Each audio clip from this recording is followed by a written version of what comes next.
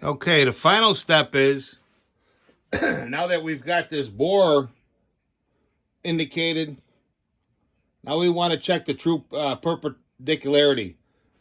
This saw was a 1986 or 87 064. This is an original cylinder. It's still in good condition. You know, not brand new, but it'll run pretty good. Maybe 95%, 98% of what it was stock. And what I want to do is I want to run this indicator along here and see what kind of variance we got. This will tell you what you got from the factory.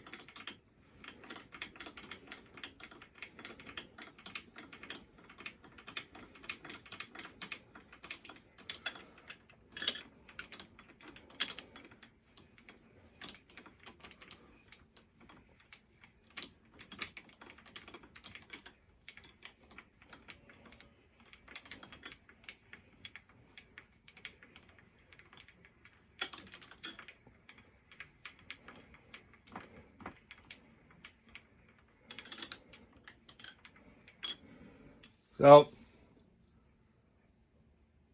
I'm seeing from this corner, from here to here, you got a little bit more than a thousandths. Okay? So that's pretty darn good from the factory. Maybe there's a reason why these saws ran that good. If you use a gasket and you tighten everything down, slowly snug it down, run it, and then snug everything down, that cylinder, that piston's going to be running in there truer than true. Now you could, if you wanted it a little bit better, you'd probably stone it a little bit. But something like this, I wouldn't cut this on a lathe. Why? Why would you do that? Because I guarantee you, you cut that cylinder on the lathe and I put it back on here and just do that, I guarantee you it's going to be off by more than 1/1000th. It just is. Now this, and the 034 is the same way as this.